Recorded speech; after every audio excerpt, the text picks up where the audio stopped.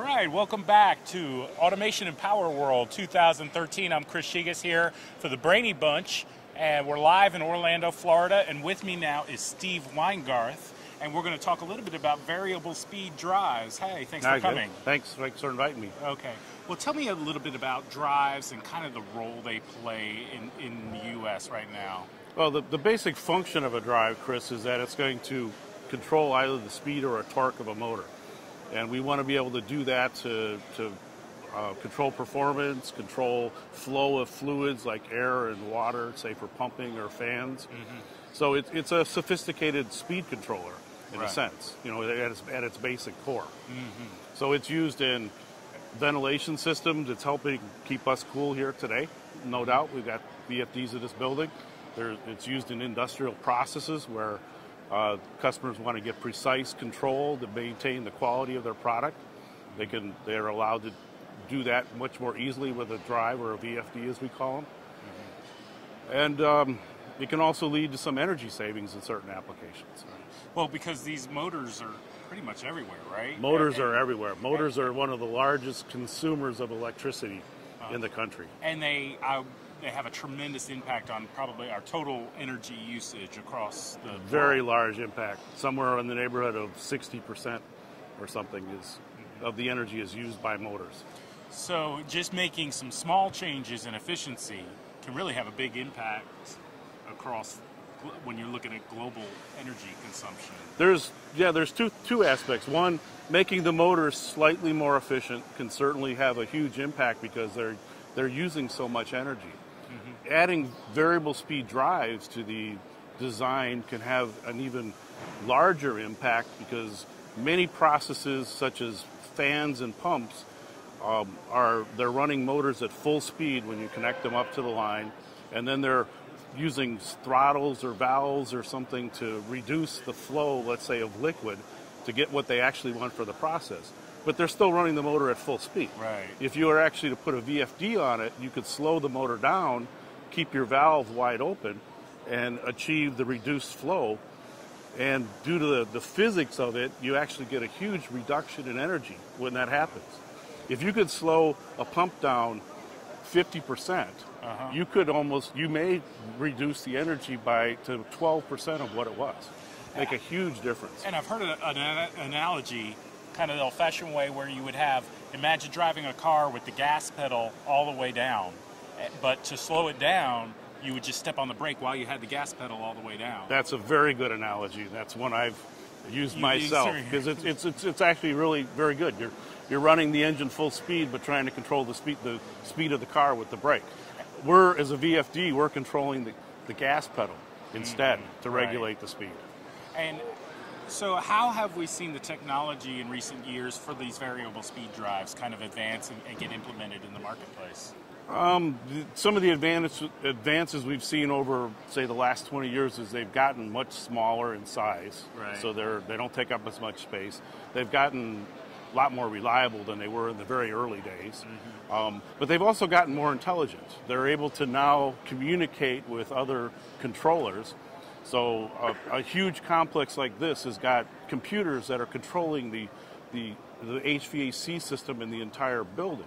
Right. And they're keeping us cool, but they're not maybe worrying about an empty part of it. So that system can tell these drives to run fast, those drives run slow. They can optimize their energy, but maintain the comfort for everybody inside. And the communication methods that have been developed allow for that to happen very quickly and precisely. So you touched on this idea of an intelligent system. And what kind of role does software play in these intelligent systems? Well, it's kind of the brains of it, in a sense. The logic that's designed to look, and know, is it 9 o'clock at night, there's nobody in the building, let's raise the temperature a little bit. All right, it's 6 o'clock in the morning, people are coming.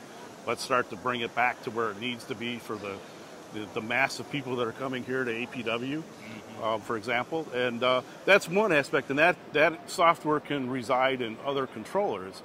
One of the things we're starting to see with VFDs now is that we're moving some software programming capability into the VFDs so that our customers can actually write some of that logic inside the controller.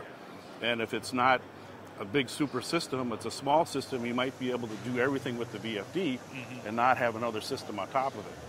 So, and that's one of the enhancements we're offering here in some of our products. Over the last 5 years, we've been adding more and more programming capability. Let's call it user programming capability. The ACS 80 that we're introducing today has the same type of programming capability that our programmable logic controllers have. Uses the same language. It's got a much bigger instruction set. Right. So we're adding the capability inside the VFD to make them more intelligent, but more user definable intelligent, I guess, that, you can make the drive do what you want it to do. I can make it do what I want it to do, for my process. Yeah. So when a customer comes and they want to figure out what kind of efficiency they can generate, what kind of considerations do they need to take into account as we're evaluating what actually can be done for them to help create efficiency? We would want to know, and this is true in all drive scenarios, what is it you're trying to accomplish? What do you need? What does your process need to do? How much flow do you need? How often do you need the flow, let's say, for a pumping system?